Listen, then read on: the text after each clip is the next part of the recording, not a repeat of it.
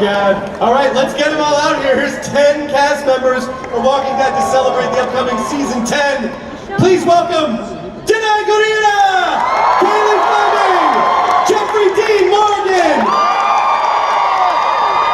Melissa McBride, Avi Nash, Ryan Hurst, Nadia Hilker, Eleanor Matsuura, Cooper Andrews, and last but not least, Mr. Norman Reedus.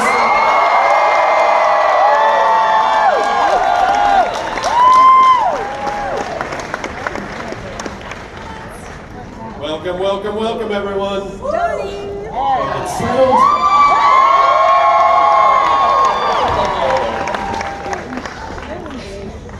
Cailey Fleming's first Comic-Con panel.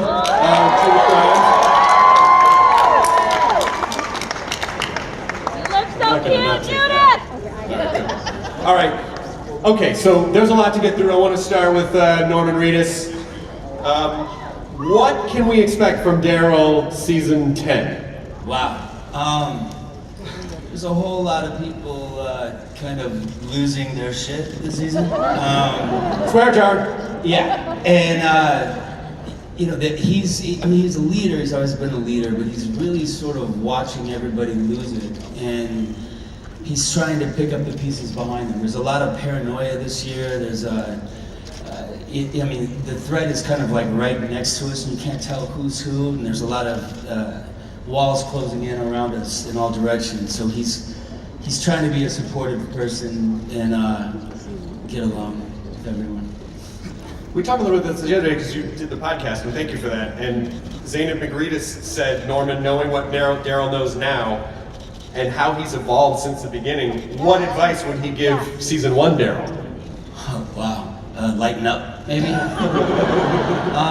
You know, I think trust people. I mean, you have to trust people. You have to unite. Everyone has to have a voice. They have to be part of the conversation. And you know, he was such a lone guy in the beginning and didn't trust anyone and had a chip on his shoulder. And I think, you know, people are a resource. If someone says that sometimes, someone I know over there, but. You know, I think to trust the person around you because you're going to need to rely on them sooner or later. You know. Melissa McBride. A lot of people really want to see a showdown between Carroll and Alpha. How do you feel about that? I feel the same way. I feel like there deserves to be one. Carroll wants vengeance. You know, it's hard enough to try to survive in the world where everything in the world itself, the odds are against you, and you go one day to the next trying to justify going one day to the next. And it's so hard. You know, why are we doing this? And then you have a human being coming and making it all that much worse and taking things from you. I think there should be a showdown. Yeah, and Carroll has, you know, since the beginning has suffered loss after loss, and she always gets back up, she keeps going. She's proven that she is an incredible leader. How do you feel about her in season 10? In season 10, she's leading. She's leading her own fight, I think, in a big way. And also by season 10, it's like Carroll has been so many different types of people. Every station she comes back and there's a new evolution. And I think those aspects of Carroll are extremely important and they make sense and they are why she's still here. It's a survival mechanism. Danai, for Michonne, last season was about grief. It was about loss, and it was a lot about how she could protect what's left. And she's also had an incredible journey of healing. So where is Michonne at in season 10? Yeah, I mean, it was very much a lot of what I loved about how it was structured was, you know, we got to go back and see what those wounds were even after Rick in terms of what happens with her friend and with almost losing Judith that really caused so much of that wall to build around her. So the healing that she starts to find in last season because of her very kick-ass daughter and her Sadiq really does, you know, it's a responsibility now, because now you're opening up again, and healing involves vulnerability, which is scary, and it also involves taking on the responsibility of all these people that you're now saying, I'm taking you all on, and that for Michonne, she protects to the end. So stepping into that next phase of what does it look like to open up again is what it's all about, and really how do you carry this number of people as she would want to and would expect herself to, and lean in on amazing folks. You know, as I said, she has the most awesome daughter in the world. I must say, Walking Dead has an amazing knack for finding the most amazing child actors in the world. Yes. My God. Speaking this young of which, lady. Cailey Fleming over there, welcome. This is all age.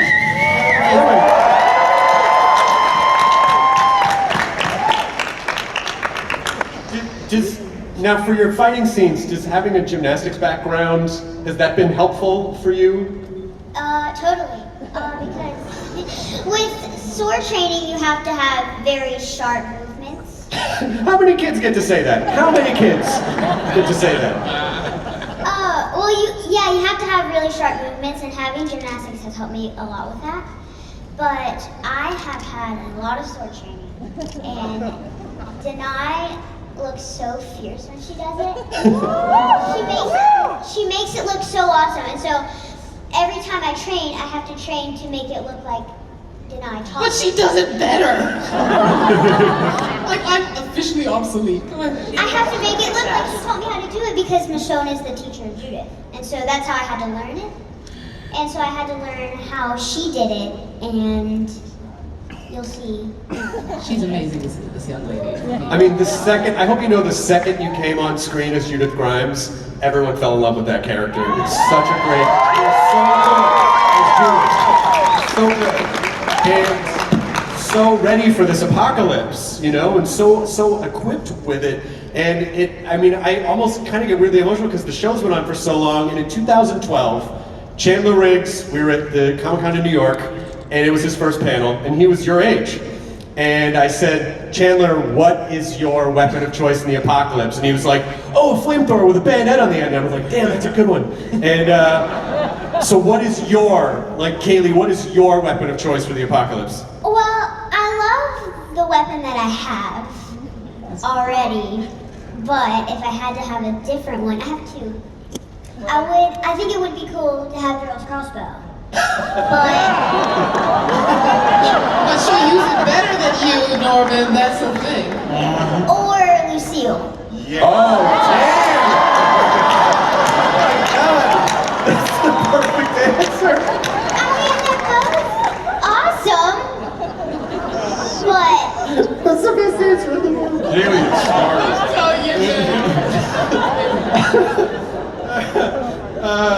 Jeffrey Morgan, it's lovely to see you here. It was great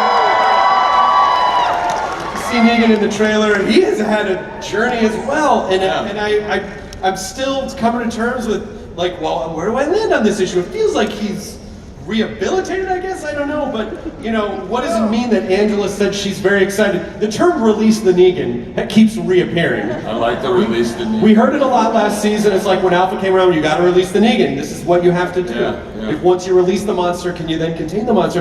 So what does that mean for you, and what are you excited about? Well, you know, last year was a long year for Negan, and it was really, 10 years? So it's been a long 10 years. So I think Negan is going to stretch his legs a bit this season, certainly. And as far as the redemption arc that he's kind of been on, and I think it's true. When people ask all the time, is it real or is it an act he's putting on? I think that Negan's relationship with the likes of Judith is as genuine as it can be. But the thing about Negan is he is always going to be Negan. And now that he's out of that cell a little bit, and as the season goes, we'll see what happens. he's gonna, he's sharp and witty and a little bit cutting with the words he has to say, and we'll see what happens if he gets a weapon in his hands and what goes down. All right. Yeah. See if he gets reunited. But he's not gonna hurt Judith, I can tell you that right now. No, she's going to take Lucille. Yeah, she's gonna have Lucille, that's right. We already covered that. That's exactly right.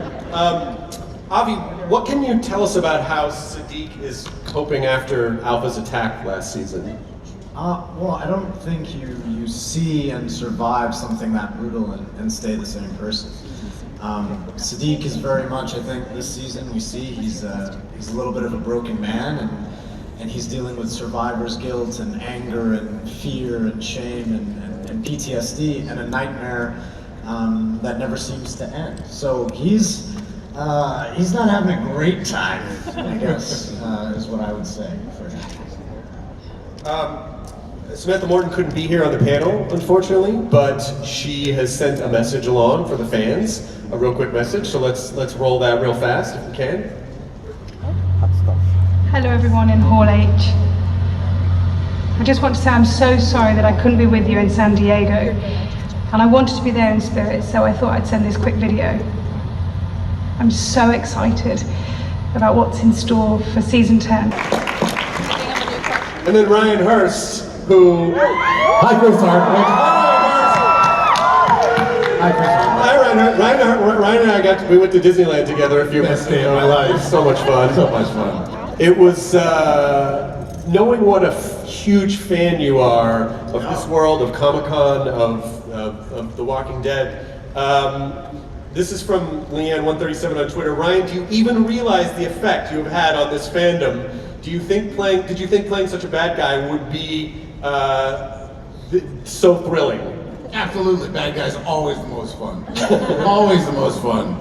But I'll tell you, I've been a part of other successful shows, and Norman and Jeff were like, yo, welcome to the family, man. These fans are the best. And I go on record as saying, the fam, the best.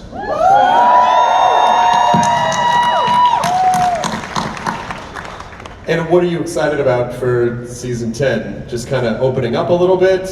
We're going to see some more Beta? What's going on? He has a spin-off cooking show called Baking with Beta. Baking with Beta. No, we without giving away too much, we get to sort of investigate a little more about Alpha and Beta and sort of why they became who they are. Which was a lot of fun to shoot. We just got done, Nick Taro and I doing that just this week, which was a lot of fun. But yeah, I'm just super excited to show fans, the Whispers are really kind of this season coming on full force, so it should be fun. Excellent. For Eleanor? Hello. Eleanor, do you think, hello, welcome. Do you think Unico and Magna's group still feel like outsiders, or do you think we're getting to a place where they feel like Hilltop is their home? Yeah, last season was so much about finding a safe place for our group. And it was funny, it really felt like life imitating art in that way, because, this show has been so beloved, we've been going for so many years, and then we joined at such a pivotal point with Andy leaving and everything. And it really felt like that. It felt like we were the new kids at school, We were pretty lucky that we had each other to experience that together. And this time coming back for season 10, it's more familiar. We've gone through the experience of 9, and now we get to regroup again for 10, and it does feel more like home. And I think certainly the characters really feel in our group that we found our home in Hilltop and we want to protect it. So that's kind of where we're at for this season. And then for Nadia, Magna had a kind of a tense introduction last season. You think she's on better terms now with Michonne than last season? Hi guys, thank you for coming. You put me in a tough spot right now because I have Eleanor and Yumiko sitting right next to me. What were you going to say? Michonne is attractive. Oh, I see. Danai too, right? fun fact, I called Danai for the entire first season. Danai, and then, like right when we wrapped, she came up and she's like, Nadia, you know my name is not Danai, right? Like, what? Like, yeah, it's Danai. I'm like, why didn't you tell me earlier? She's Oh no, everyone told you.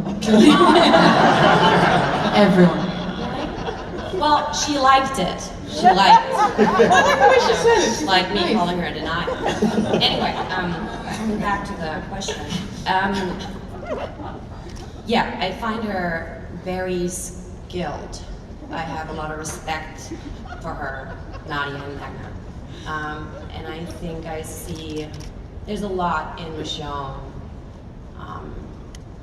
that Magna is, and she's an amazing mother. She's a fighter, and I like Michonne a lot.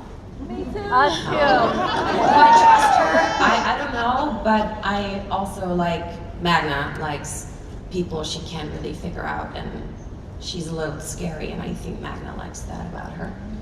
Excellent. Yeah. Now for Jerry.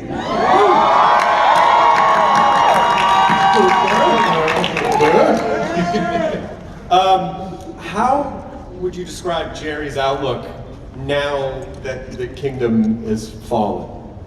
Jerry's outlook, I think, is still pretty positive. That's the best part about getting to play Jerry is always seeing the good in everything. So yeah, kingdom got destroyed, but I mean, who wants a place with a bunch of duct tape wrapped around the pipes? So, you know, moving into King Top, I think was a smart move. But you know, there's you know, we all lost a lot in the kingdom, and we had you know, we get displaced, and we created this world, and kind of having it you know, like, you know, an armor and make believe and within our world, and seeing it go is tough for Jerry. So he's doing his best to kind of keep it going, keep that feeling of the kingdom going, and kind of making sure that the king is, you know, doing okay. You know, so there's you know, he's got some, you know, we had people get mowed down in season 8. We had, you know, we lost Henry, and you know, Jerry's seeing his best friend sort of just taking it, you know, a little bit harder. So he's trying to strap on a little more and help out where he can. But yeah, outlook, good. Do people, when you're walking down the street, do people go, Jerry? Of course they do. And I'll look and I'll wave, and they go, do you get mad about being called Jerry? And I had a friend named Jerry, and we switched his name to Chachi. And this is just karma. As Jerry more than him. So. I'm calling you Chachi from now on. Either that or Danai. This is for Norman and Jeffrey. So you guys finally had a scene together, and Marzamel on Twitter wants to know, Norman, how is Daryl going to react to Negan and the fact that he saved Judith? Will he forgive but not forget what Negan did? And what's your general dynamic at this point? Probably. It's great working with Jeff, I have to say.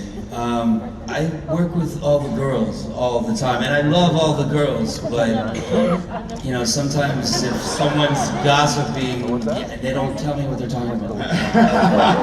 Jeffrey will tell me what he's gossiping about. But it's, I mean, I like what Jeffrey's doing with the character this year. It's a completely different character than we saw before, and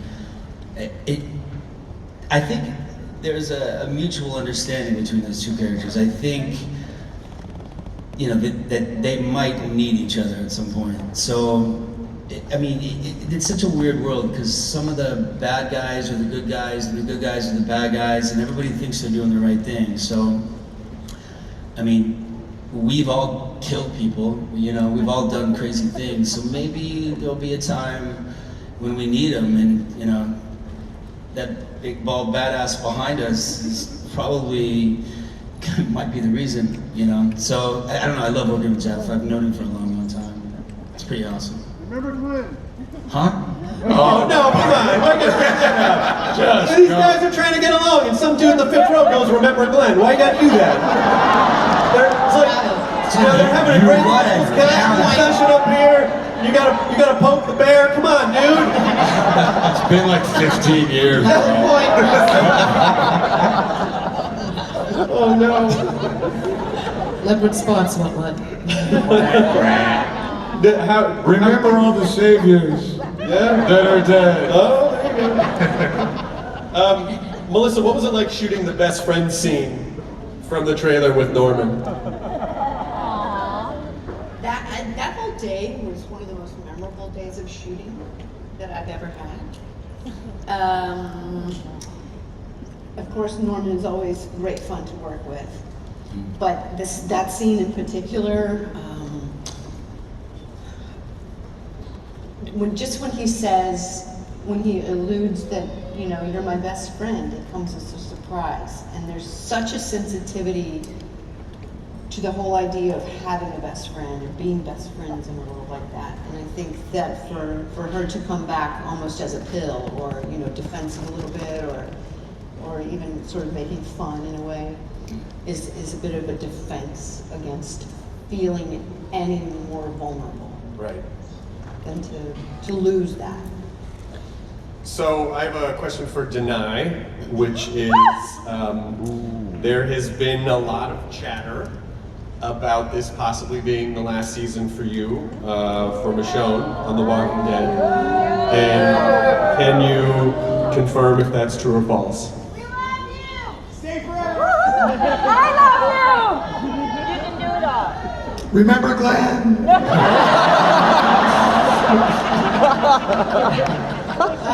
I can confirm that this is the last season I will be on amazing TV show as Michonne. And I would just like to say that this has been one of the purest joys of my life, to play this role and to be amongst these people and those that are not here right now, and amongst all of you. And I am very, very thankful for the experience I've had in ways I can't even express right now. But I will say my heart does not leave in any way, shape, or form. The beauty of this show is that TWD family is forever. And the first time I came here in 2012, I felt this energy, and it doesn't ever end. And the connection between us never ends, and that's what keeps me going with the decision I made. It was a very difficult one. And it's not connected to my heart. My heart stays right here.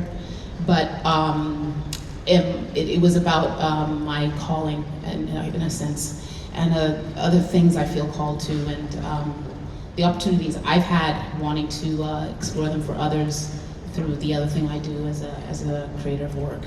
So all I'm filled with is a lot of pain about leaving, and a lot of gratitude, and thanks to all of you. I love you guys. I love this show.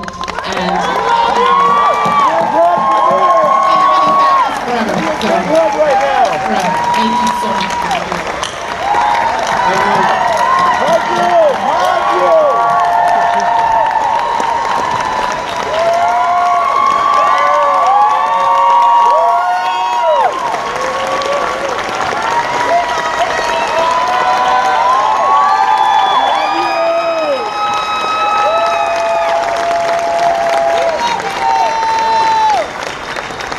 I know it's